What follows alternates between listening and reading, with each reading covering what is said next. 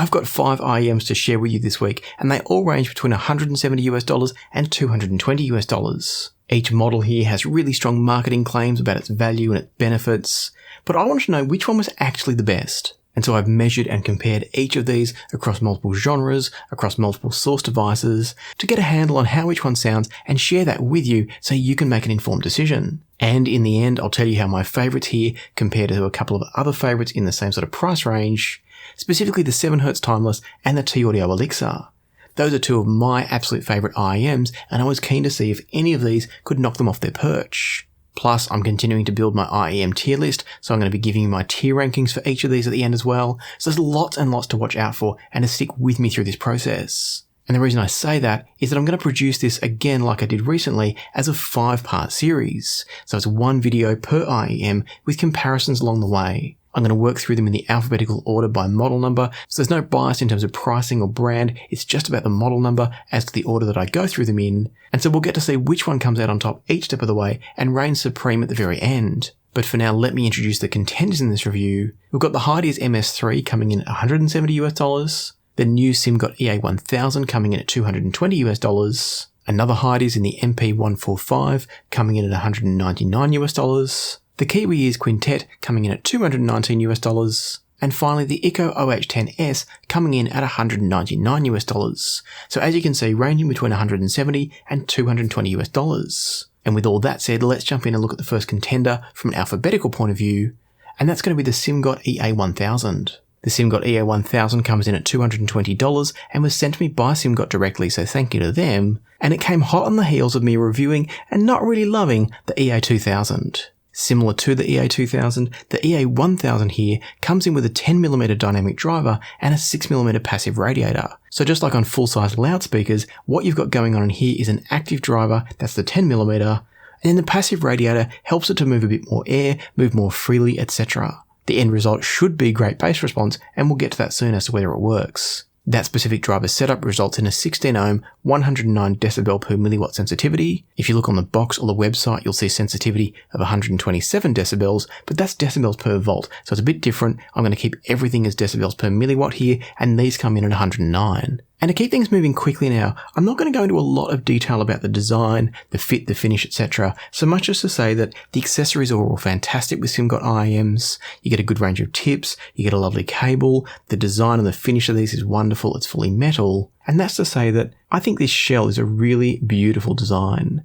It's all metal, it's all moulded. You can see on the back there that there's this interesting little bit of venting that's going to allow a bit of airflow through the back of the IEM to give the bass driver more room to move. And then the other thing I wanted to show you here is that this little nozzle is also removable. And so the idea is that with the Simgots, you can tune these to 3 different sound profiles.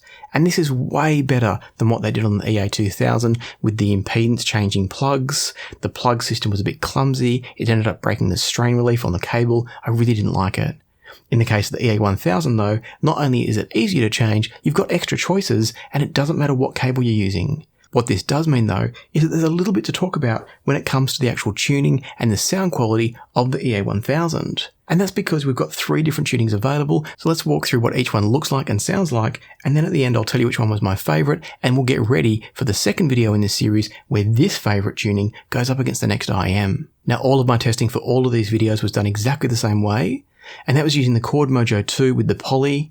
I was streaming from Roon into that setup, and then I decided to use the Final Audio E-Type tips for all my testing, and that's because I wanted to make sure that each IEM had its best possible chance, meaning that I wanted a tip that I knew was going to be comfortable and consistently give me a good sound. It is worth noting that the Final Audio E-Type has a fairly narrow bore in the tip, and that will tame the treble a little bit compared to some of the very open bore tips that come with some of these IEMs. But it's not going to vastly change it, and it's one of those things where you can also tweak the sound with your own tips, whether it's the ones in the box or whether you bought your own. They might be Final Audio, they might be Spin Fits, they might be JVC Spiral Dots. Whichever ones you're using, you can tweak the sound a little bit by choosing the tips you use. And so I wanted to keep the tips consistent throughout all of them, so you kind of knew what your starting point was. Now I've also used a bunch of different tracks for all these IEMs, but for this video and for the EA1000, the one that I wrote my notes on was St James Infirmary by Dr. John. It's worth noting that this is quite a treble happy track. It's a very good recording, but it is a little bit of a bright recording in my experience.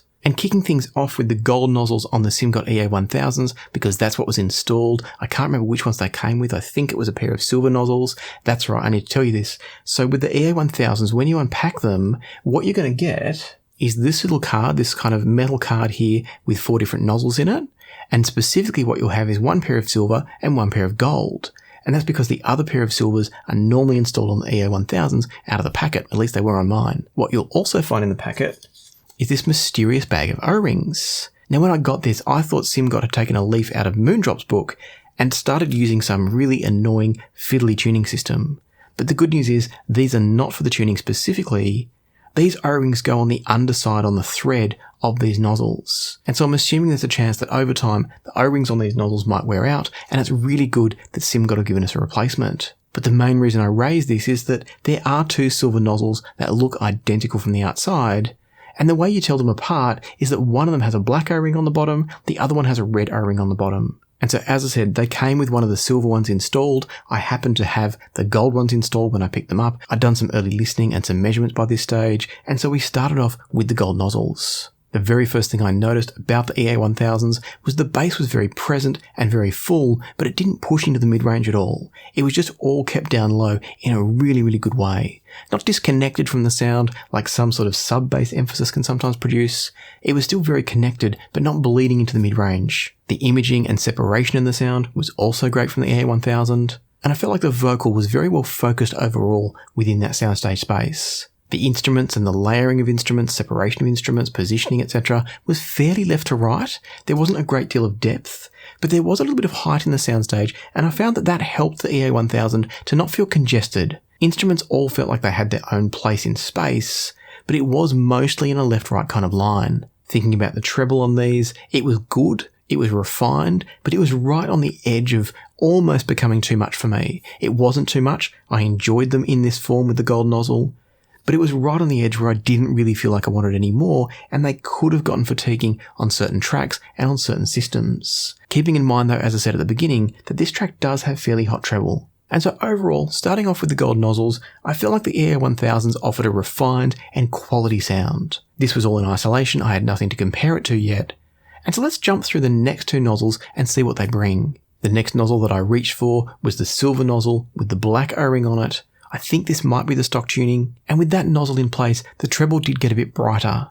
That meant I had to pull back the volume a little bit because it was getting just a little bit aggressive for my ears. I think that extra treble though was able to bring out some slightly better imaging and staging. Indeed, the staging and the focus of the image was really excellent with these nozzles in place. And I felt like the bass extension didn't really change, so that's great. You're getting a bit more treble, a bit more clarity, a bit more focus, but you aren't losing out on the bass if that's something you're looking for. As I listen to both of these and I'll flip back and forth a couple of times, I feel like it's going to be great for those that want a bit of extra treble energy.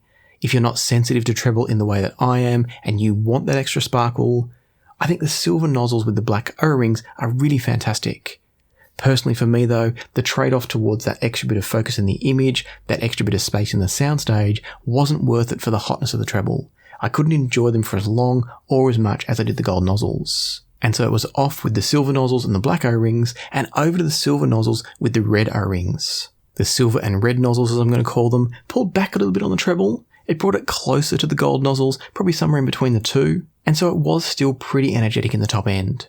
How the silver and red nozzle balances the treble is that it actually has a bit less energy in the 1 to 3 kilohertz range compared to the gold nozzle. So if you find yourself particularly sensitive in that sort of 1 to 3, sort of 2 to 3 kilohertz range, you may actually find that the silver and red nozzle is better than the gold. On the other hand, what you get instead is that there's more energy in the upper treble registers from the silver red. So it's going to depend a lot on where your sensitivities lie as to which of these you like the most.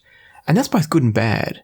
It means that you're probably going to find that there's not multiple tunings here that you really, really love. But on the other hand, you'll probably find one that hits the sweet spot for your personal sensitivities and preferences around treble. For me and my treble sensitivities, it was definitely the gold nozzles that I kept coming back to. And one of the things that I particularly liked about the gold nozzle is that by taking away some of that treble energy, it helped the vocals and the mid-range to become more focused and more present in the mix. I feel like you do lose a little bit of the extra imaging, and I mean the other instruments, the spacing around the sort of backing instruments, backing vocals, all those ambient sounds are slightly less focused from the gold nozzle.